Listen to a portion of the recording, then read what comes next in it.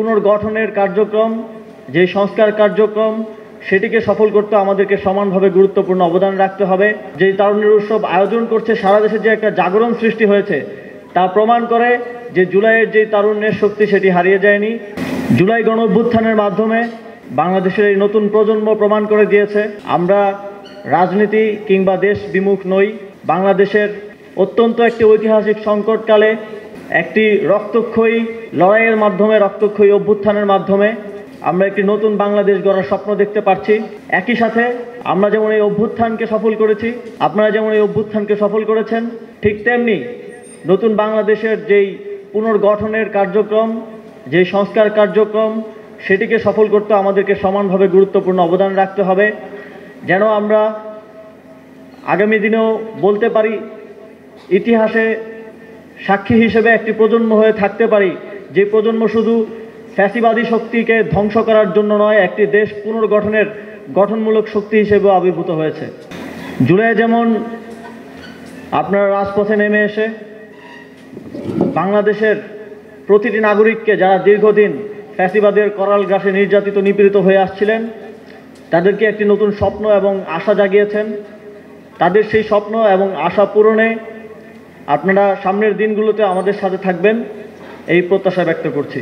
জুলাইয়ের জেগে ওঠা তারুণ্য যে হেরে যায়নি, তার একটি প্রমাণ হিসেবেই আমরা দেখতে পাচ্ছি সারা দেশে যুব ক্রীড়া মন্ত্রণালয় যেই তারুণ্যের উৎসবের আয়োজনের উদ্যোগ নিয়েছে, সেই উদ্যোগে সারা দেশের প্রত্যেকটি স্কুল, কলেজের শিক্ষার্থীরা, বিশ্ববিদ্যালয় এবং 64টি জেলা, 495টি উপজেলা, বিভিন্ন ক্রীড়া সংস্থা, বিভিন্ন স্পোর্টস ফেডারেশনগুলো যেই তারুণ্যের উৎসব আয়োজন করছে, সারা দেশে যে একটা জাগরণ সৃষ্টি হয়েছে তা প্রমাণ করে যে জুলাইয়ের যে তারুণ্যের শক্তি সেটি হারিয়ে যায়নি।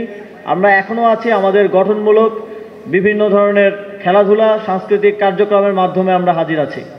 সর্বোপরি আপনাদের আজকের আয়োজন আমি দেখেছি, আপনাদের প্যারেড এবং তৎপরবর্তী আপনাদের যেই তারুণ্যের মেলা আমি পরিদর্শন করেছি, আপনাদের যেই অত্যন্ত সুন্দর উপস্থাপনা, পুরো স্কুল এবং কলেজকে আপনারা যেভাবে সাজিয়েছেন সেটিও অত্যন্ত মনোমুগ্ধকর। এবং আমি আশা করব আপনারা সামনের দিনগুলোতেও এভাবেই আপনাদের যেই ঐক্য সেটা দেখাবেন এবং সুন্দরভাবে আপনাদের ভবিষ্যৎ গড়ার জন্য এগিয়ে যাবেন। মনে রাখতে হবে যে একটি প্রজন্ম তিলে তিলে গড়ে ওঠে এবং এই প্রজন্ম নিজেদেরকে এখন পর্যন্ত একটি অভ্যুত্থান সফল করার মাধ্যমে প্রমাণ করেছে। সামনের দিনগুলোতেও যেন এই প্রজন্ম ব্যর্থ না হয়, সেই জন্য নিজেদেরকে প্রস্তুত করতে হবে এবং ভবিষ্যৎ বাংলাদেশ গড়ার প্রত্যেকটি ধাপে, দেশের প্রত্যেকটি সেক্টরে নিজেদের সাক্ষরতার ছাপ রাখতে হবে। সর্বোপরি আজকে এত সুন্দর একটি অনুষ্ঠান উপহার দেওয়ার জন্য, তারুণ্যের উৎসবকে এত সুন্দরভাবে উপস্থাপন করার জন্য ভিকারুন্নেসা নূন স্কুল এবং কলেজের সকল শিক্ষক এবং শিক্ষার্থীদেরকে আন্তরিকভাবে ধন্যবাদ জানিয়ে আমার বক্তব্য শেষ করছি। ধন্যবাদ।